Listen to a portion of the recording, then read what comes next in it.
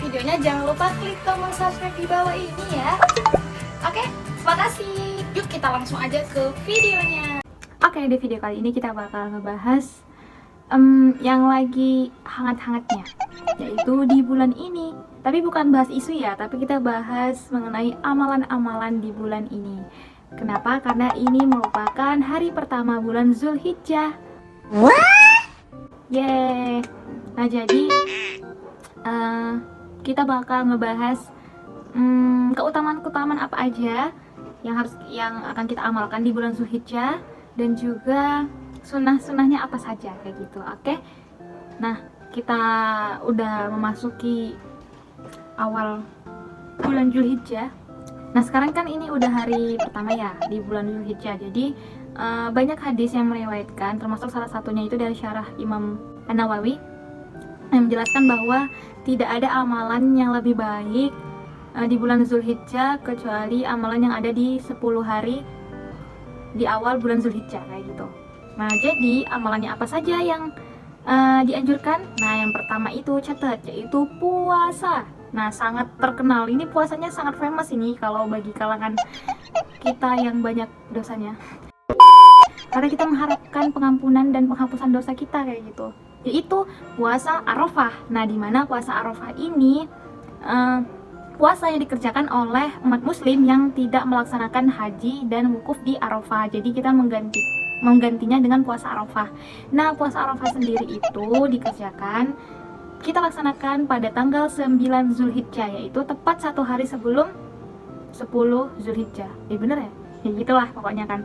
Dan juga biasanya puasa Arafah ini kita iringi dengan puasa Tarwiyah, yaitu puasa pada tanggal 8 Zulhijjah kayak gitu. Nah, keutamanya apa? Salah satunya yaitu insya Allah kalau kita melaksanakan puasa ini, kita akan dihapuskan dosa-dosa kita yang lalu selama 1 tahun, dan juga dosa-dosa kita yang di masa yang akan datang 1 tahun. Jadi totalnya insya Allah akan mengampuni kita dosa-dosa kita selama 2 tahun. Wow, ini kayak kita dapat bonus gitu ya dari Allah gitu. Nah, jadi jangan sampai disia-siakan loh. Kita cuma puasa 1 hari aja, insya Allah kita akan mendapatkan balasannya itu. Karena betapa luasnya kasih sayang Allah, betapa gini, istilahnya gini, sebanyak apapun dosa yang kita lakukan, namun seluas apapun dosa yang kita lakukan, namun lebih luas lagi ampunan Allah untuk hambanya. Nah, itu tapi serendah-rendahnya iman. Jadi jangan mau kayak gitu. Jadi, nah selanjutnya kita kembali ke amalan-amalan di bulan Zulhijjah. Nah, bagi teman-teman yang tidak melaksanakan, ini bagi yang kurban dulu aja deh ya. Nah, bagi teman-teman yang melaksanakan kurban atau ingin berkurban atau ingin niat berkurban, maka kurbannya itu harus kurban sapi, jangan ayam. Karena kurbannya itu ya daging hewan yang berkaki 4. Tapi bukan hewan yang berkaki 4 yang kayak suka jaga rumah itu loh, bukan itu. Tapi sudah ditetapkan ketentuannya untuk berkurban, yaitu hewan yang bisa dimakan, yang halal dimakan oleh umat muslim. Apa itu? Domba, sapi, kerbau, kambing, dan sebagainya. Salah. Nah, pokoknya itu sama unta. Dah. Jadi yang lain nggak boleh. Singa, macan tutul, cetah itu nggak boleh. Jangan dimakan, nggak boleh. Karena nanti kandungan vitaminnya ataupun kandungan gizi, karbohidrat dan sebagainya itu masih bagusan yang unta, sapi, hewan dan sebagainya. Unta, sapi, hewan, kambing, domba. Pokoknya itu deh, yang kalau mau kurban udah 5 hewan itu aja yang dikurbanin gitu. Tapi jangan korbankan perasaan.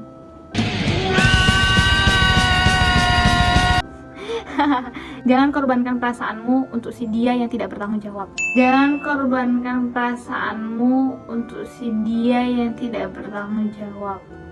Catat. Nah selanjutnya, untuk teman-teman yang mau berkurban tadi, ada juga nih amalannya yang harus kita ketahui, karena banyak juga nih pertanyaan dari masyarakat awam. Banyak nih yang mereka bertanya tentang boleh nggak sih kalau kita tuh motong kuku atau mencukur rambut kayak gitu-gitu kan. Sebenarnya apa sih kenapa nggak boleh kayak gitu kan? Nah, apa sih hukumnya? Apakah haram? Masa kita memotong kuku aja haram kayak gitu? Nah, jadi sebenarnya bukan haram ya Bu. Nah, jadi memang banyak nih kegelisahan dari masyarakat awam yang alhamdulillah mereka ingin berniat untuk berkurban, tapi ada kegelisahannya, yaitu mereka ingin memotong kuku atau semisal mereka ingin membersihkan diri sebelum hari Idul Adha. Mereka itu takut dan sangat berhati-hati gitu kan akan amalan-amalan mereka. Karena sebagai masyarakat dan sebagai hamba Allah ingin selalu mengerjakan apa yang sudah dianjurkan kayak gitu, apalagi mendapatkan balasan yang berlipat-lipat kayak gitu. Nah, jadi sebenarnya kalau dari yang aku baca juga, dan ini aku juga ngambil dari pendapatnya Ustadz Adi Hidayat, dia menjelaskan juga kemarin bahwa kita itu sebenarnya bagi yang mau berkurban ya, bagi yang ingin berkurban itu sebaiknya sangat dianjurkan ketika sudah masuk awal Zulhijjah, mulai tanggal 1 Zulhijjah sampai tanggal 10 Zulhijjah nanti, itu jangan memotong kuku dan memotong rambut yang ada dalam tubuh kita kayak gitu. Nah, kenapa? Karena dikhawatirkan ketika nanti kita berkurban kan itu Allah ingin mengampuni dosa-dosa kita. Nah, istilahnya kayak ketika darah dari hewan yang kita kurbanin itu mengalir satu tetes, nah seperti itu pula dosa kita akan mengalir, dialirkan Allah untuk tidak, atau dibuanglah pokoknya, mengalir pahala untuk menghapus dosa-dosa kita kayak gitu. Nah, jadi karena saking tingginya rahmat dan kasih sayangnya Allah untuk menghapus dosa-dosa kita dan mengampuni kita, maka baik dari sekecil apapun yang ada di anggota tubuh kita itu akan terhapus pula dosanya, bahkan ketika nanti hari kiamat, karena yang akan menjadi saksi itu tubuh kita. Karena ketika hari kiamat nanti mulut kita terkunci, kita tidak boleh menjelaskan apapun karena Allah tahu mulutnya manusia itu banyak bohongnya. Kayak istilahnya tuh pisau tak bertulang, salah, lidah tak bertulang, salah, apa ya?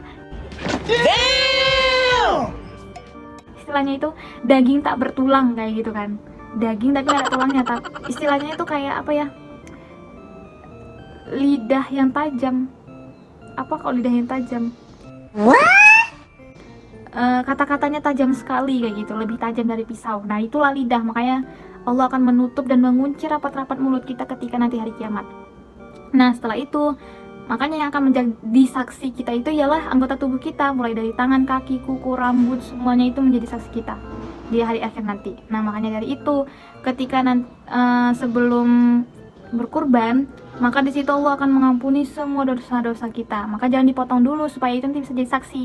Nah, itulah yang dimaksud dari hadis ini. Kenapa kita dianjurkan tidak memotong kuku, tidak memotong rambut, tidak memotong rambut-rambut yang ada dalam tubuh kita kayak gitu.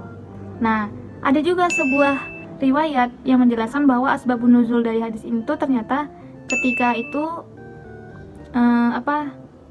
Sa'id bin Musayyab, salah satu sahabat yang meriwayatkan hadis itu, dan ada salah sahabat kalau nggak salah namanya Ibnu Laisi itu, ia melihat ada orang-orang mukmin yang pergi mandi-mandi untuk bertujuan untuk membersihkan diri kayak gitu, membersihkan diri, istilahnya kayak bersih-bersih gitulah, merapi-rapikan, mencukur biar terlihat lebih rapi ketika hari raya nanti.